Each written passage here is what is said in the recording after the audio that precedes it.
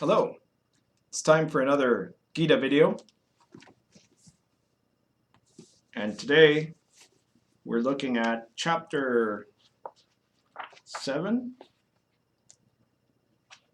the wisdom of transcendence, verses 12 to 14.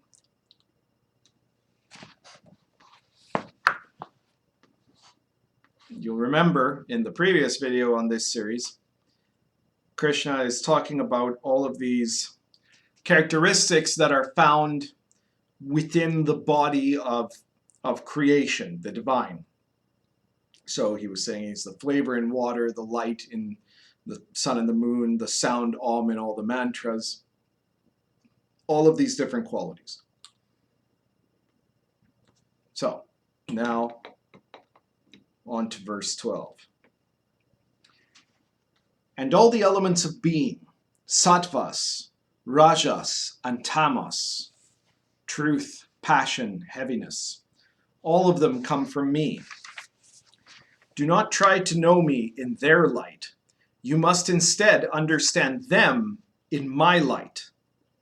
There are 3 gunas, elements of being, and by these is the whole universe in delusion. It cannot see me above these, greater and never ending. It is very difficult to transcend this illusion, maya, of the gunas, but it is actually my own energy. Those who surrender unto me will go beyond this illusion.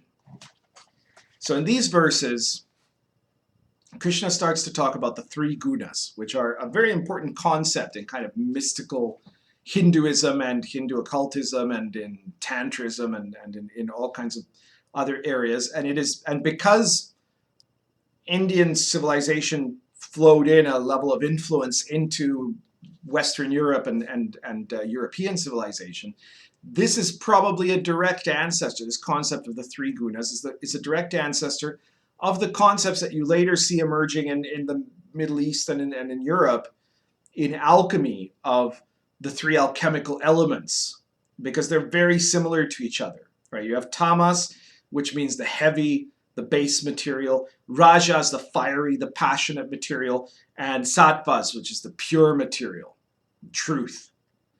And in Western alchemy, you have salt, sulfur, and mercury, and those elements are very similar, right? The one is the heavy, dense element. One is the fiery element that is passionate, that is exciting, and then one is this pure, perfected element. So Krishna says all of these come from me. Do not try to know me in their light. You must instead understand them in my light.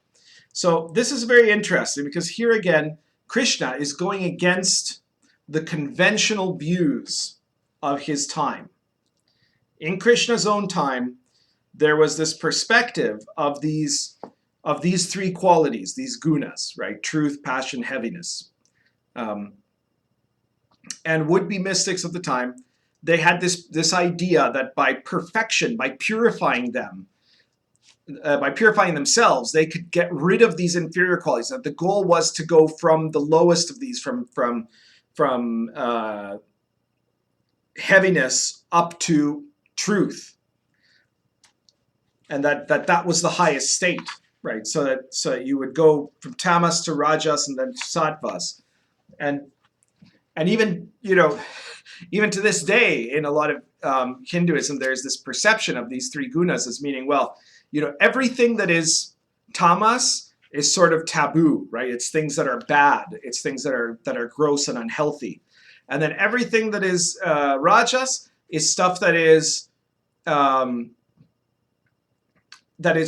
unwise to overdo, right? And it's like, things that are likely to lead you into desire and to misdirect your consciousness. And so that the pure mystic, their goal is to remove all traces of those things from their life, or rather, the pure religious person will remove all traces of either of those from their life. None of the really base things of common life, none of the things that incite the passions, and focus only on the divine truth, and then you will achieve this advanced state, right? And to the mystics, there was a similar perception of internal purification until you reach some kind of magical state of truth, right? Like with your thoughts, that you could remove these base impulses, overcome your thinking blocks, and then work through your passions by some kind of mindfulness until you had the perfect clarity of no thought. And that was something important for some reason. It's not enlightenment. That's not what enlightenment is. So, but that's what they believed, right? And they believed it because they believed that this was that the nature of this world was a world that demanded this kind of Gnostic abandoning of engagement in order to reach some kind of peak spiritual state that is the top layer of the reality, right? So material world is down here, and the kind of mental world is here, and then at the very top is this peak divinity world, right? And you see this even like you see this in many other religious systems and magical systems. In the I Ching, you have the three worlds, right? The animal world, the world of man, the world of heaven. But the world of the divine isn't going from animal to heaven, and neither is it, in this system, to deny part of creation to achieve another. Instead, Krishna says you must understand them in my light, right? So you have to transcend the viewpoint of how you're defining these qualities, these different qualities, and you have to look at the essence that is within all things. And then that changes how you deal with those things, right? You're never going to get rid of your animal impulses. You're never going to get rid of your desires. You're never going to get rid of truth. Yeah, although usually that's the one they don't try to get rid of when they're trying to achieve these things. But all three of those do not transform. They don't get into the purified state unless you're looking at them through the lights of higher consciousness. They're not the way to higher consciousness, except in that you have to work in them, because that's where higher consciousness will be found, but not by rejecting something or by trying to manipulate elements in the physical world, or to manipulate your own body by self-denial or by self-indulgence or any other thing like that, You have to transcend the illusion that there is a difference between these things. That's what Krishna is saying. It is very difficult to transcend this illusion of the gunas, but it is all actually my own energy. So Krishna is saying the opposite. People were thinking, and people still think to this day, well, there's the material things down here, and then up here is the spiritual thing, and there's nothing godly about what's down there. Right?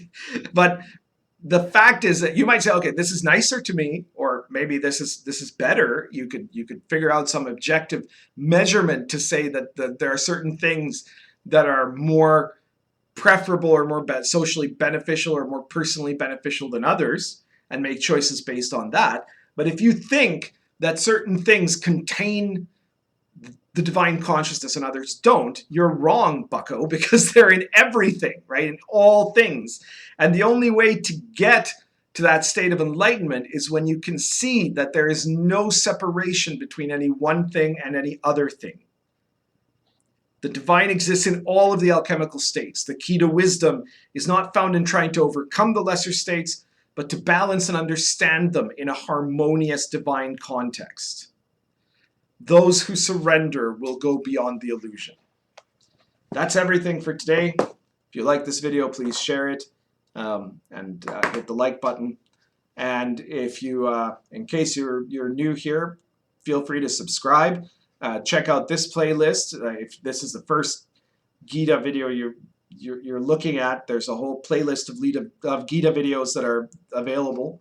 But also check out the other playlists on this channel, which cover a number of different topics related to mysticism.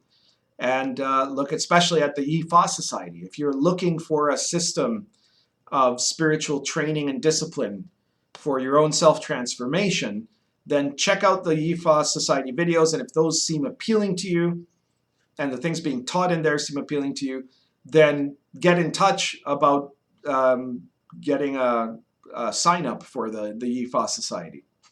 If you're not ready for something like that, then be sure to check in the description to this video. You're going to find a link to a mailing list that is completely free and also does not give you any mail. But what it does do is when you subscribe to it, you will get a single email that'll be like the confirmation email that you have now subscribed. And in that email, you're going to find a link.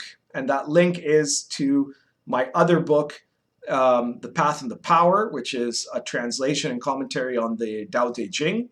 On PDF form, it'll be available completely free by going the route I just mentioned. Thank you very much.